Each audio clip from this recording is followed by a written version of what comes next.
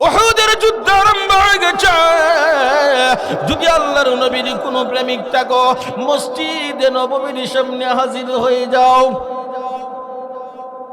এই ঘোষণার পরে অনেকেই মসজিদে নববীর সামনে হাজির হয়ে গেল। আর একজন মহিলা, উনি ঘরের ভিতরে বসে বসে কাঁদতেছে। ওনার ছোট ছোট দুইটা বাচ্চা, দুইটা ছেলে সন্তান, একদম ছোট বাচ্চা।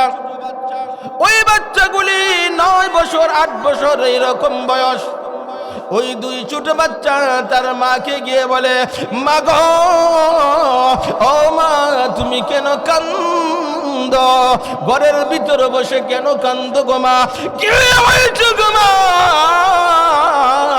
মা বলে, বাবারে তোদেরকে বললে কি লাভ হবে? তারা ছোট্ট মানুষ, আমার মনের ভিতরে নবীর প্রেমের আগুন জ্বলতেছে রে বাবা। কি জন্য গো মা? বলো না শুনি, তোমার আগুন নিয়ে আমরা নিভাইতে পারি।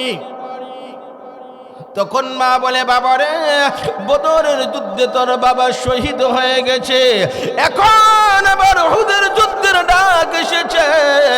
আল্লাহর নবী সাল্লাল্লাহু আলাইহি ওয়াসাল্লাম উহুদের যুদ্ধে যাবে। কিছুক্ষণ পূর্বে হযরত বেলাল রাদিয়াল্লাহু তাআলা আনহু ঘোষণা করে গেলেন, কিন্তু এখন এই মুহূর্তে আমার যে কোনো উপযুক্ত সন্তান নাই। আমার স্বামী বদরের যুদ্ধে শাহাদত বরণ করেছে। আল্লাহর নবীর সাহায্যের জন্য আমার কোনো উপযুক্ত সন্তান নেই, জিহাদের ময়দানে পাঠাবো। ছোট দুই বাচ্চা বলতেছে, মা গো,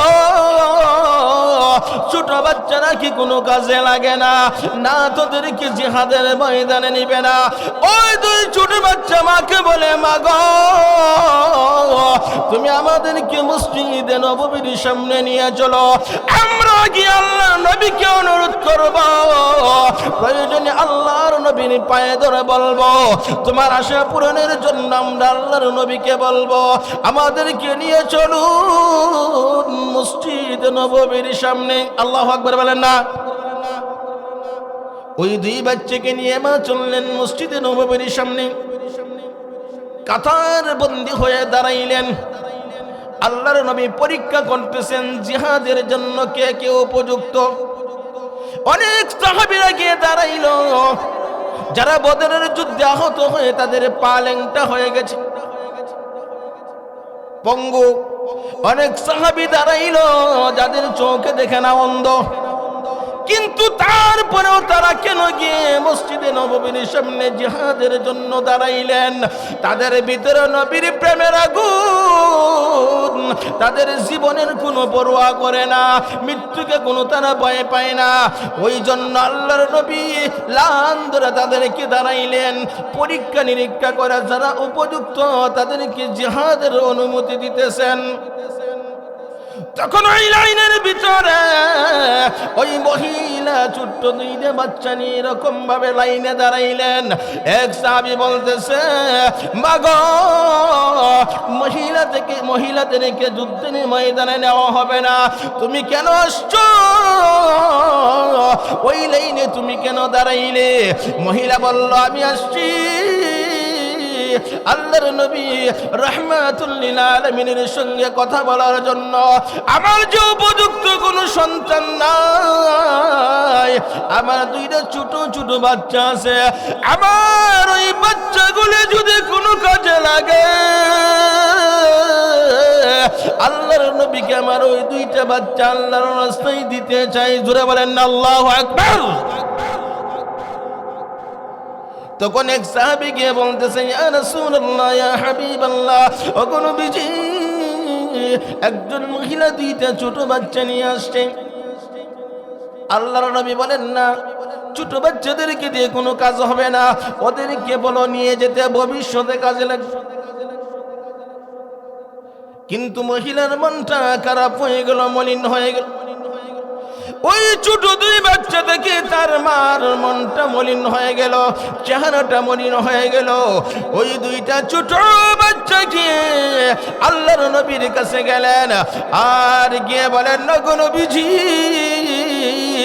ছোট বাচ্চা নাকি কোনো কাজেই লাগে না। আল্লাহর নবী বলেন যে না, তোমরা এখন চলে যাও, ভবিষ্যতে কাজে লাগবে।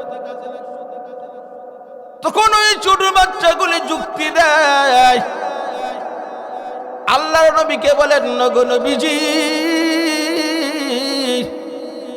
বাড়িতে দেখেছি আমার মা যখন চুলার মধ্যে আগুন ধরায়, চুলার মধ্যে যখন আগুন জ্বালায়, দেখেছি প্রথম আগুন জ্বালানোর সময় ছোট ছোট লাকড়িগুলি আগে চুলার ভিতরে দিতে হয়।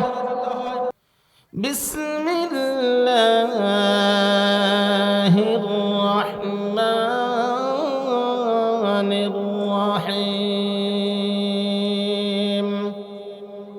কুল ইন কুনতুম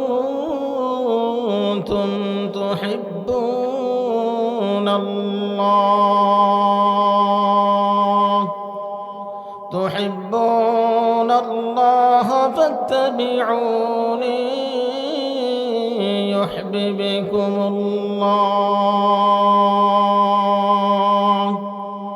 ويغفر لكم ذنوبكم والله غفور رحيم. وقال النبي صلى الله عليه وسلم لا يؤمن أحدكم حتى أكون أحب إليه من والده وولده والناس أجمعين. صدق الله العظيم وصدق رسوله النبي الأمي الكريم ونحن على ذلك من الشاهدين والشاكرين والحمد لله رب العالمين. সকলে আমার সঙ্গে দুরূদ ইব্রাহিম পড়ি। اللهم صل على محمد وعلى آل محمد كما صليت على إبراهيم وعلى آل إبراهيم إنك حميد مجيد. اللهم بارك على محمد وعلى آل محمد كما باركت على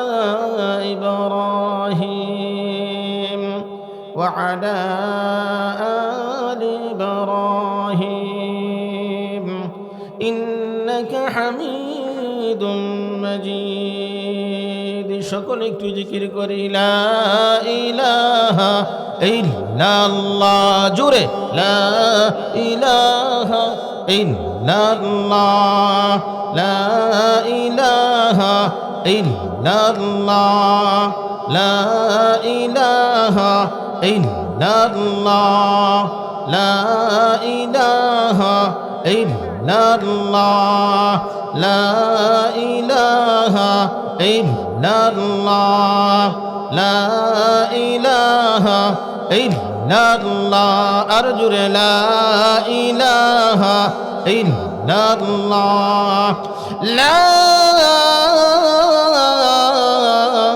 ইলাহা ইল্লাল্লাহ মুহাম্মাদুর রাসূলুল্লাহ। সকলে পড়ি সাল্লাল্লাহু আলাইহি ওয়াসাল্লাম। দক্ষিণ গোবিন্দপুর হযরত আলী রাদিয়াল্লাহু তাআলা আনহু জামে মসজিদ ও ইমদাদুল উলুম মাদ্রাসার উদ্যোগে দ্বিতীয় বার্ষিক ওয়াজ ও দুয়ার মাহফিলের সম্মানিত সভাপতি সাহেব, দিগার হযরত উলামায়ে ইকরাম, মুরব্বিয়ানে আযম, যুবক ভাইয়েরা, ছোট ছোট কচিমণিরা, পর্দার আড়াল থেকে আলোচনা শুনছেন আমার অত্যন্ত শ্রদ্ধা মা ও বোনেরা, আল্লাহ রাব্বুল আলামিনের দরবারে অসংখ্য অগণিত শুকর যে মহান রব্বুল আলামিন আমাদেরকে অত্যন্ত দয়া করে এই গভীর রাতে কোরআনের মহব্বতে, রাসূলের মহব্বতে, আল্লাহর মহব্বতে, এই খনখনা শীতের মধ্যে পানি পড়তেছে, কুয়াশা পড়তেছে, আল্লাহর মহব্বতে, আল্লাহর এই কোরআনের বাগানে যে আল্লাহ আমাদেরকে বসার মতো তৌফিক দান করেছেন, ওই মালিকের দরবারে প্রাণ উজাড় করে মহব্বতের সাথে জোরে সোরে একবার কালিমাতুশ শুকর আদায় করি, বলি আলহামদুলিল্লাহ। লক্ষ কোটি দুরূদ ও সালাম বিশ্ব মানবতার মুক্তির দিশারি সাইয়্যিদুল মুরসালিন খাতামুন নবিয়্যিন আকায়ে নামদার মদিনাহ কা তাজদার জনাবে মুহাম্মদুর রাসূলুল্লাহ সাল্লাল্লাহু আলাইহি ওয়াসাল্লামের উপর। বেরাদারানি ইসলাম, আলোচনা বেশি লম্বা করব না, কয়েকটি কথা বলবো, মনোযোগ সহকারে আমরা শুনবো ইনশাআল্লাহ। আমি আপনাদের সম্মুখে কোরআনে কারীম থেকে ছোট্ট একটা আয়াতে কারীমা তেলাওয়াত করেছি। রাসূল করিম সাল্লাল্লাহু আলাইহি ওয়াসাল্লামের অসংখ্য গণিত হাদিস থেকে ছোট্ট একটা হাদিস আপনাদের সামনে পাঠ করেছি। এই কোরআন এবং হাদিসকে সামনে রেখে অল্প সময়ে কয়েকটি কথা বলবো, আমলের নিয়তে, হেদায়েতের নিয়তে। আল্লাহ রাব্বুল আলামিন আমার তিলাওয়াতকৃত আয়াতের মধ্যে আল্লাহ রাব্বুল আলামিন বলতেছেন, এর সার অংশটা আগে বলি। আল্লাহ বলতেছেন, হে দুনিয়ার বান্দাবান্দিরা, তোমরা যদি আমি আল্লাহকে ভালোবাসতে চাও, আমরা সবাই কি আল্লাহকে ভালোবাসি কিনা? জুড়ে বলেন, ভালোবাসি কিনা? আল্লাহ বলেন, যদি তোমরা আমাকে ভালোবাসতে চাও, আমি আল্লাহর ভালোবাসা পেতে চাও, তাহলে আল্লাহ নিজে বলেন ফাত্তাবিউনি, নবীর অনুসরণ করতে হবে। কার অনুসরণ করতে হবে? নবীর অনুসরণ করতে হবে। আল্লাহ বলেন, আমার রাসূলের অনুসরণ যদি না করো তাহলে আমি আল্লাহর ভালোবাসাও তোমরা পাবে না।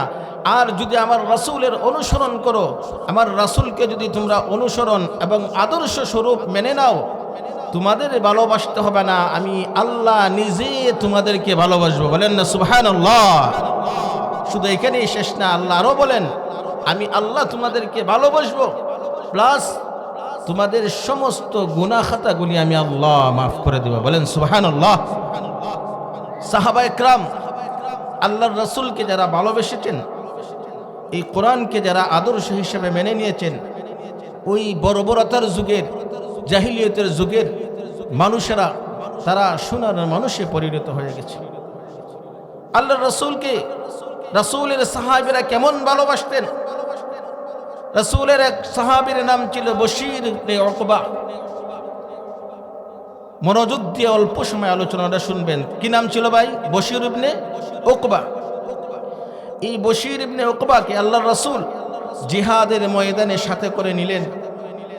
তার ছোট্ট একটা সন্তান, ছোট্ট একটা বাচ্চা, এই বাচ্চাটাকে সে বাড়িতে রেখে গেলেন। এই বাচ্চার আর কেউ নাই, মা নাই, ভাই নাই, বোন নাই, চাচা নাই, কেউ নাই, তার বাবা ছিল। আল্লাহর রাসূল ডাক দিয়েছেন জিহাদে যেতে হবে। এই ছোট্ট বাচ্চাটাকে বাড়িতে রেখে উনি জিহাদের ময়দানে চলে গেলেন। আল্লাহর কুদরতের কি খেলা! উনি জিহাদে গিয়ে ওই যুদ্ধের ময়দানে উনি শহীদ হয়ে গেলেন। কিন্তু এই বাচ্চাটার কি হবে? এই বাচ্চার তো কেউ নাই। ওই বাচ্চাটা রাস্তার দিকে তাকিয়ে আছে, আমার বাবা কখন আসবে বাড়িতে? যুদ্ধের ময়দানে গিয়েছে, বেলা ডুবে যাচ্ছে, সন্ধ্যা গনিয়ে আসছে, আমি যে আমার বাবাকে ছাড়া ঘুমাইতে পারবো না, আমার বাবা ছাড়া যেমন আর কেউ নেই। এই বাচ্চা রাস্তার দিকে তাকিয়ে আছে। কিছুক্ষণ পরে বাচ্চা হঠাৎ করে দেখে অনেক সাহাবায়ে কেরাম যুদ্ধের ময়দান থেকে আসতেছে, কিন্তু তার বাবা তো আসে না। তার বাবা তো আসতেছে, দেখেন আল্লাহর রাসূলও চলে আসছেন। তখন এই বশীর ইবনে উকবা আল্লাহর রাসূলের সামনে গেলেন, গিয়ে বলেন, ইয়া রাসূলুল্লাহ, ইয়া হাবিবাল্লাহ, ওগো নবীজি, সকাল বেলা না আমার বাবা আপনার সঙ্গে যুদ্ধের ময়দানে গিয়েছিল। ইয়া রাসূলুল্লাহ, আপনি চলে আসছেন, সমস্ত সাহাবীরা চলে আসলো, আমার বাবা কি এখনো আসে না? ওগো নবীজি, আপনি বলুন আমার বাবা কোথায়? আমার বাবা এখনো কেন আসতেছে না? বেলা ডুবে যাচ্ছে, সন্ধ্যা হয়ে আসছে, রাত হলে আমি আমার বাবাকে ছাড়া ঘুমাইতে পারি না। ওগো নবীজি, রাতের বেলা যে আমি আমার বাবায় গলায় জড়িয়ে ধরে ঘুমাই, এই পৃথিবীতে আমার বাবা ছাড়া আমার কোনো ভাই নাই, আমার কোনো বোন নাই, আমার মা নাই, আমার কোনো আত্মীয় স্বজন নাই গো নবীজি।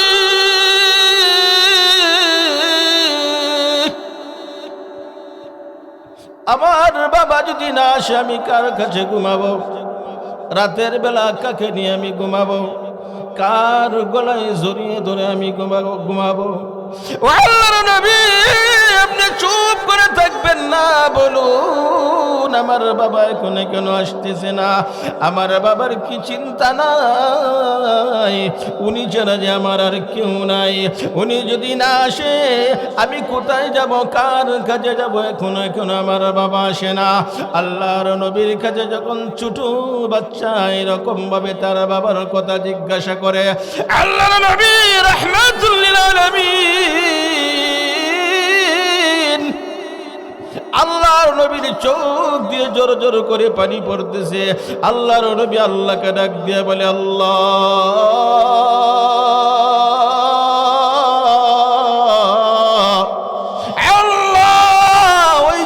শিশুকে আমি কিভাবে বলবো তোর বাবা যেখানে গিয়েছে আর কোনোদিন আসবে না? তোর বাবা যে আল্লাহর জান্নাতে চলে গিয়েছে রে বশীর ইবনে উকবা, তোর বাবা আল্লাহর জান্নাতে চলে গিয়েছে। ওই ছোট বাচ্চাকে আমি এই কথাটা কিভাবে বলবো? আল্লাহর নবী তখন তার দিক থেকে চেহারা ঘুরাইয়া নিলেন, ডান দিকে আল্লাহর নবী চেহারা ঘুরাইলেন। ওই ছোট বাচ্চা আবার ডান দিকে আল্লাহর নবীর সামনে গিয়ে বলে, আগো নবীজি, আপনি কথা বলেন না কেন? আমার বাবা কেন এখন আসে না? রাত হয়ে গেল, অন্ধকার হয়ে আসছে, আমি কার কাছে থাকবো, কার কাছে ঘুমাবো? আমাকে কে খাইয়ে দিবে? আমার বাবা যদি না আসে আমি কার কাছে গিয়ে খাবার চাইবো? রাতের বেলা আমি একা একা কিভাবে থাকবো গো নবীজি? আবার কোনো ভাই নাই যে ভাইয়ের কাছে গিয়ে থাকবো, আমার কোনো বোন নাই যে বোনের কাছে গিয়ে থাকবো। ওগো নবীজি, আপনার পায়ে পড়ে বলে আপনি কথা বলুন। রহমতের নবী রাহমাতুল লিল আলামিন আবার চেহারা ঘুরায় বাম দিকে নিলেন, কিন্তু ওই বশীর ইবনে উকবা আল্লাহর নবীর পায়ে ধরে এমন ভাবে হাজারি শুরু করে দিল, আল্লাহর পয়গম্বর রাহমাতুল লিল আলামিন, আপনি চুপ করে থাকবেন না?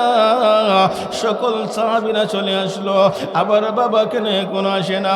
ওগো নবীজি, আপনি বলুন আমার বাবা কখন আসবে? আল্লাহর নবী রাহমাতুল লিল আলামিন আর সহ্য করতে পারলেন না, রাহমাতুল লিল আলামিন ডাক দিয়ে বললেন, আরে বশীর ইবনে উকবা, তোর বাবা আল্লাহর জান্নাতে চলে গিয়েছে। জোরে বলেন না, চিৎকার দিয়ে আল্লাহু আকবার। আল্লাহর নবী বশীর ইবনে উকবাকে বুকের মধ্যে টান দিয়ে জড়ায় ধরলেন। ওই জান্নাতে চলে গেছে, ছোট বাচ্চা কি বুঝবে? আল্লাহর নবী বলেন, রে বশীর ইবনে উকবা, তোর বাবা এমন জায়গায় গিয়েছে, ওই জায়গা থেকে আমি তোর বাবাকে এনে দিতে পারবো না। কারণ ছোট বাচ্চাকে যখন আল্লাহর নবী বললেন বশির ইবনে উকবা তোর বাবা আল্লাহর জান্নাতে চলে গিয়েছে, সে বাচ্চা বলে ওগো নবীজি আমার বাবা যে আল্লাহর জান্নাতে গেল, একবার কি আমার কথা চিন্তা করলো না? উনি ছাড়া যে আমার আর কেউ নাই, আমি কোথায় যাব, কার কাছে গিয়ে থাকবো? একবার আমার কথা চিন্তা করলেন না? আমাকে ছাড়া উনি আল্লাহর জান্নাতে কেন চলে গেলেন? আল্লাহর নবী রাহমাতুল লিল আলামিন ওই বশির ইবনে উকবা বলেন, আরে বশির ইবনে উকবা, আল্লাহর জান্নাতে অনেক জায়গা, যে জায়গায় তোর বাবা গিয়েছে তাকে সঙ্গে করে নিয়ে যাওয়ার মতো না। আর ওই জায়গা থেকে আমি মুহাম্মদ সাল্লাল্লাহু আলাইহি ওয়াসাল্লাম তোর বাবাকে এনে দিতে পারবো না। আরে বশির ইবনে উকবা তুই আর কান্দিস না। বশির ইবনে উকবা বলেন, না গো নবীজি আমি এখন কোথায় যাব, কার কাছে যাব? রাত হয়ে গেছে, অন্ধকার নেমে আসছে, আমি কোথায় গিয়ে থাকবো? কে আমাকে খাবার খাইয়ে দিবে? আল্লাহর নবী রাহমাতুল লিল আলামিন এই ছোট্ট বাচ্চার কান্নার সহ্য করতে পারলেন না। ওই রাহমাতুল লিল আলামিন বশির ইবনে উকবাকে টান দিয়ে বুকের মধ্যে জড়িয়ে ধরে আল্লাহর নবী কান্দেন। আর আল্লাহর নবী বলেন, রে বশির ইবনে উকবা আজকে থেকে আমি মুহাম্মাদুর রাসূলুল্লাহ সাল্লাল্লাহু আলাইহি ওয়াসাল্লাম ঘোষণা দিলাম, বাকি জিন্দেগীর জন্য আমি মুহাম্মদ তোর আব্বা হয়ে গেলাম। আর একটু জোরে বলেন না সুবহানাল্লাহ। সুবহানাল্লাহর সাথে কি দুশমনী নেই তো? দুশমনী আছে? আলোচনা চলবো আর কিছু সময়, দোয়া করে দিব। আপনাদের কষ্ট হইতেছে? রাত অনেক হয়ে গেছে তো। এই ছিল সাহাবা ইকরামের ভালোবাসা। আমি যে হাদিসটা আপনাদের সামনে পাঠ করেছি, ওই হাদিসের মধ্যে আল্লাহর নবী বলেন, قال النبي صلى الله عليه وسلم لا يؤمن أحدكم حتى أكون أحب إليه من والده وولده والناس أجمعين। ওই হাদিসের মধ্যে আল্লাহর নবী বলেছেন, আরে আমার উম্মতেরা, তুমি ততক্ষণ পর্যন্ত মুমিন হতে পারবে না, ততক্ষণ পর্যন্ত তুমি ইমানদার হতে পারবে না, যতক্ষণ পর্যন্ত তোমার অন্তরের ভিতরে তোমার মা বাবার চাইতে, তোমার সন্তানের চাইতে, তোমার ছেলে মেয়ের চাইতে আমি নবীর ভালোবাসা তোমার অন্তরের মধ্যে যতক্ষণ পর্যন্ত বেশি না হবে, ততক্ষণ পর্যন্ত তোমরা অরিজিনাল পরিপূর্ণ মুমিন হতে পারবে না। ওই জন্য হাদিসের মধ্যে আল্লাহর নবী এই কথা বলেছেন। কিন্তু সাহাবীরা ছিল সত্যিকারের আশিক, তারা সন্তানকেও ভালোবাসতো না, স্ত্রী সন্তান ঘর বাড়ি সবকিছু ছেড়ে দিয়ে আল্লাহর নবীর জন্য জীবন দিয়ে দেন। এইরকম ভাবে হঠাৎ করে আরেকবার হযরত বিলাল রাদিয়াল্লাহু তাআলা আনহু মদিনার বাজারে গিয়ে উনি ঘোষণা দিলেন, হাইয়া আলাল জিহাদ, হাইয়া আলাল জিহাদ। ওই বাজারের ভিতরে কোন নবীর প্রেমিকারা চনি রে, আল্লাহর নবী ঘোষণা করেছেন যুদ্ধের ময়দানে যেতে হবে। উহুদের যুদ্ধ আরম্ভ হয়ে গেছে। যদি আল্লাহর নবীর কোন প্রেমিক থাকো, মসজিদে নববীর সামনে হাজির হয়ে যাও। এই ঘোষণার পরে অনেকেই মসজিদে নববীর সামনে হাজির হয়ে গেল। আর একজন মহিলা, উনি ঘরের ভিতরে বসে বসে কাঁদতেছে। ওনার ছোট ছোট দুইটা বাচ্চা, দুইটা ছেলে সন্তান, একদম ছোট বাচ্চা। ওই বাচ্চাগুলি 9 বছর 8 বছর এইরকম বয়স।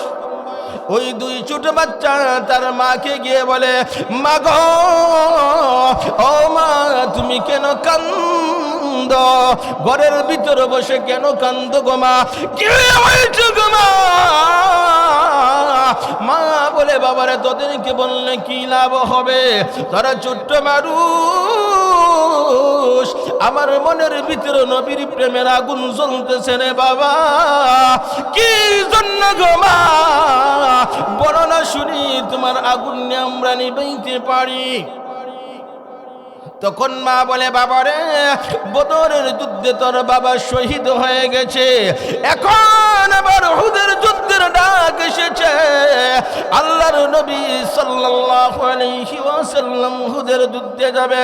কিছুক্ষণ পূর্বে হযরত বিলাল রাদিয়াল্লাহু তাআলা আনহু ঘোষণা করে গেলেন, কিন্তু এখন এই মুহূর্তে আমার যে কোনো উপযুক্ত সন্তান নাই, আমার স্বামী বদরের যুদ্ধে শাহাদত বরণ করেছে, আল্লাহর নবীর সাহায্যের জন্য আমার কোনো উপযুক্ত সন্তান নেই, জিহাদের ময়দানে পাঠাবো। ছোট দুই বাচ্চা বলতেছে, মা গো, ছোট বাচ্চা নাকি কোনো কাজে লাগে না, না তোদেরকে জিহাদের ময়দানে নিবে না। ওই দুই ছোট বাচ্চা মাকে বলে, মা গো, তুমি আমাদেরকে মসজিদে নববীর সামনে নিয়ে চলো, আমরা গিয়ে আল্লাহর নবীকে অনুরোধ করব, প্রয়োজনে আল্লাহর নবীর পায়ে ধরে বলবো, তোমার আশা পূরণের জন্য আমরা আল্লাহর নবীকে বলবো, আমাদেরকে নিয়ে চলুন মসজিদ নববীর সামনে। আল্লাহু আকবার বলেন না। ওই দুই বাচ্চাকে নিয়ে মা চললেন মসজিদে নববীর সামনে। কাতার বন্দী হয়ে দাঁড়াইলেন। আল্লাহর নবী পরীক্ষা করতেছেন জিহাদের জন্য কে কে উপযুক্ত। অনেক সাহাবীরা গিয়ে দাঁড়াইল, যারা বদরের যুদ্ধে আহত হয়ে তাদের পা ল্যাংটা হয়ে গেছে, পঙ্গু। অনেক সাহাবী দাঁড়াইল যাদের চোখে দেখে না, অন্ধ। কিন্তু তারপরেও তারা কেন গিয়ে মসজিদে নববীর সামনে জিহাদের জন্য দাঁড়াইলেন? তাদের ভিতরে নবীর প্রেমের আগুন, তাদের জীবনের কোনো পরোয়া করে না, মৃত্যুকে কোনো তারা ভয় পায় না। ওই জন্য আল্লাহর নবী লান ধরে তাদেরকে দাঁড়াইলেন, পরীক্ষা নিরীক্ষা করে যারা উপযুক্ত তাদেরকে জিহাদের অনুমতি দিতেছেন। তখন ওই লাইনের ভিতরে ওই মহিলা ছোট্ট দুইটা বাচ্চা নিয়ে এরকম ভাবে লাইনে দাঁড়াইলেন। এক সাহাবী বলতেছে, মা গো, মহিলাদেরকে যুদ্ধের ময়দানে নেওয়া হবে না, তুমি কেন আসছো? ওই লাইনে তুমি কেন দাঁড়াইলে? মহিলা বলল, আমি আসছি আল্লাহর নবী রাহমাতুল লিল আলামিনের সঙ্গে কথা বলার জন্য। আমার যে উপযুক্ত কোনো সন্তান নাই, আমার দুইটা ছোট ছোট বাচ্চা আছে, আমার ওই বাচ্চাগুলো যদি কোনো কাজে লাগে, আল্লাহর নবীকে আমার ওই দুইটা বাচ্চা আল্লাহর রাস্তায় দিতে চাই। জোরে বলেন না আল্লাহু আকবার। তখন এক সাহাবী গিয়ে বলতেছে, ইয়া রাসূলুল্লাহ, ইয়া হাবিবাল্লাহ, ও নবীজি, একজন মহিলা দুইটা ছোট বাচ্চা নিয়ে আসছে। আল্লাহর নবী বলেন, না, ছোট বাচ্চাদেরকে দিয়ে কোনো কাজ হবে না, ওদেরকে বলো নিয়ে যেতে, ভবিষ্যতে কাজে লাগবে। কিন্তু মহিলার মনটা খারাপ হয়ে গেল, মলিন হয়ে গেল। ওই ছোট দুই বাচ্চা থেকে তার মার মনটা মলিন হয়ে গেল, চেহারাটা মলিন হয়ে গেল। ওই দুইটা ছোট বাচ্চা গিয়ে আল্লাহর নবীর কাছে গেলেন, আর গিয়ে বলেন, গো নবীজি, ছোট বাচ্চা নাকি কোনো কাজেই লাগে না। আল্লাহর নবী বলেন যে, না, তোমরা এখন চলে যাও, ভবিষ্যতে কাজে লাগবে। তখন ওই ছোট বাচ্চাগুলি যুক্তি দেয়। আল্লাহর নবীকে বলেন, গো নবীজি, বাড়িতে দেখেছি আমার মা যখন চুলার মধ্যে আগুন ধরায়, চুলার মধ্যে যখন আগুন জ্বালায়, দেখেছি প্রথম আগুন জ্বালানোর সময় ছোট ছোট লাকড়িগুলি আগে চুলার ভিতরে দিতে হয়। কথা বলেন ঠিক কিনা? আগে বড় লাকড়ি দিলে আগুন জ্বলবে না। আগুন জ্বালানো শুরুতে কি ছোট না বড় লাকড়ি? ছোট লাকড়ি। আপনারা আমার কথা বুঝেন তো? কথা বুঝতেছেন? ওই বাচ্চা বলে গরবিজি, বাড়িতে দেখেছি আমার মা যখন চুলার মধ্যে আগুন ধরায় তখন দেখেছি ছোট ছোট লাকড়িগুলি আগে চুলার ভিতরে দেয়, বড় লাকড়িগুলি পরে দেয়। ও গরবিজি, বড় রাখলে আগে দিলে যদি আগুন না জ্বলে, ছোট ছোট লাকড়ি যদি আগে দিতে হয়। ইয়া রাসূলুল্লাহ, ইয়া হাবিবাল্লাহ, ও নবীজি, হযরত উমরকে পরে দিবেন, হযরত আলীর মতো পীর বাহাদুরদেরকে পরে দিবেন, আমার মতো ছোট ছোট লাকড়িদেরকে আগে দেন। আমরা দুই ভাই গিয়ে ওই যুদ্ধের আগুনটা জ্বালিয়ে দিয়ে আসি। এই কথা যখন বলতেছে আল্লাহর নবী আশ্চর্য হয়ে গেলেন। আর বাচ্চার মা বলে গরবিজি,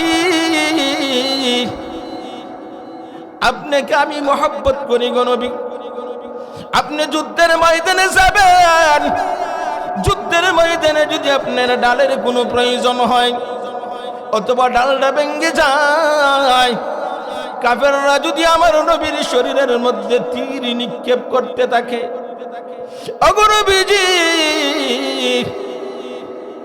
আবার নবীর শরীরের মধ্যে তীর নিক্ষেপ হবে, আমি সহ্য করতে পারবো না।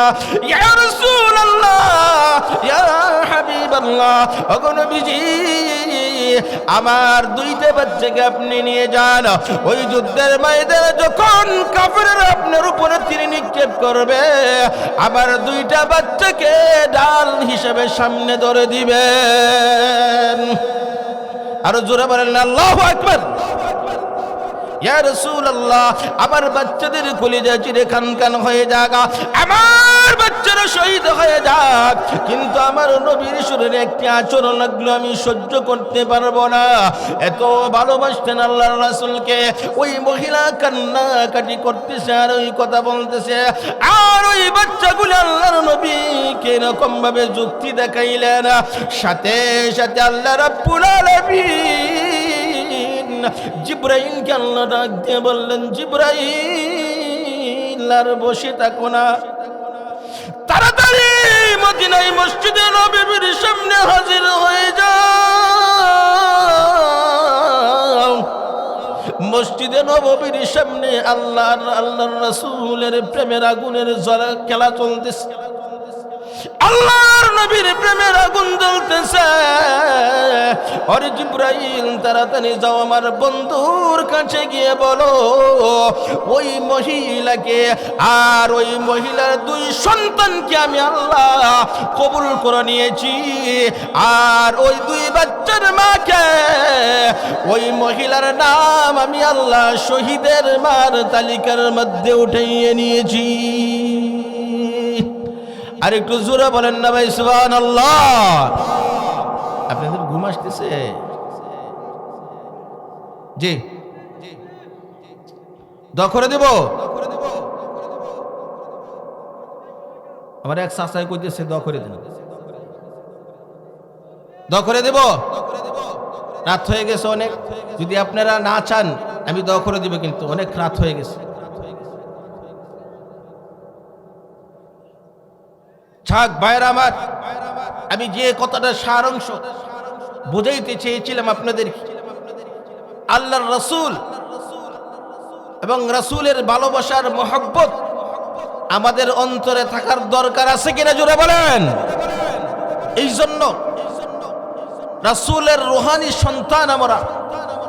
এই জন্য রাসূলকে যদি কেউ গালি দেয়, রাসূলকে যদি কেউ গালি দেয়, এমন মুসলমান আছে যারা নামাজ পড়ে না ঠিক, রোজা রাখে না ঠিক, কিন্তু রাসূলকে যদি গালি দেয় সে এমন অগ্নিশর্মা হয়ে যায় যে তার মাথা থেকে তার গর্দন থেকে আলাদা করতেও সে দ্বিধা করে না, এই মুহূর্তের মধ্যে সে অগ্নিশর্মা হয়ে যায়। জোরে বলেন কথা ঠিক কিনা? এটা হচ্ছে কি আল্লাহর রাসূলের প্রেমের আগুন। আর যারা ষড়যন্ত্র করেছে এই পর্যন্ত, আবু জাহেল থেকে নিয়ে এই পর্যন্ত যত মানুষ আল্লাহর রাসূলের বিরুদ্ধে লেগেছে, রাসূলের ব্যাপারে ষড়যন্ত্র করেছে, যারা উলামা ইকরামের সঙ্গে ষড়যন্ত্র করেছে, তারা কেউ এই পৃথিবীতে ভালো অবস্থায় বেঁচে থাকে নাই, তাদের মৃত্যুটাও ভালো হয় নাই, বেঈমান হয়ে মারা গিয়েছে। এই জন্য আমরা বলতে চাই, আমাদের নবীর জন্য আমরা জীবন দিতে রাজি আছি তো ইনশাআল্লাহ। এই বাংলার জমিনে কোন নাস্তিক, কোন ব্লগার যদি আমার নবীকে গালি দিতে চায়, আমার নবীর ইজ্জতের উপর আঘাত আনতে চায়, আর আবার বলে দিচ্ছি, আমার বাংলার সমস্ত আলেমদেরকে এই দায়িত্ব দেওয়া হয়েছে। এই বাংলাদেশে কাদিয়ানীরা হচ্ছে গিয়ে কাফের। কাদিয়ানীরা কি ভাই জুড়ে বলেন? কাফের, জুড়ে বলেন কাদিয়ানী কাফের। আমরা আবার এই আমাদের দেশে নতুন সরকার আসবে, যারা সংসদে যাবে তাদেরকে আজকে আমরা এই দক্ষিণ গোবিন্দপুর থেকে, এখান থেকে আমরা জানাইতে চাই সকলেই মিলে, যারা সংসদে যাবেন, যারা পার্লামেন্টে যাবেন, আপনারা সংসদে গিয়ে এই বাংলার জমিনে যে কাদিয়ানীরা আমার নবীকে মানে না, নবীকে গালি দেয়, নবীর পরে নবী দাবি করে, ওই কাদিয়ানীদেরকে কাফের ঘোষণা করতে হবে। আর না হয় প্রয়োজনে আবার এই বাংলার মুসলমান, নবী প্রেমিক মুসলমান, নবীর ইজ্জতের জন্য, নবীর ইজ্জত বাঁচানোর জন্য আবার ময়দানে নেমে যাবে ইনশাআল্লাহ।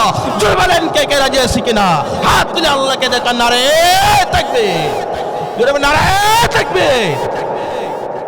আল্লাহ তাআলা আমাদের সকলকে কবুল করেন, বলেন আমিন। আমি যে কথাগুলি বলেছি আল্লাহ রাব্বুল আলামিন এই কথাগুলির উপর আপনাদেরকে এবং আমাকে, আমাদের সকলকে আল্লাহ আমল করার তৌফিক দান করুন। সকলে বলে আমিন।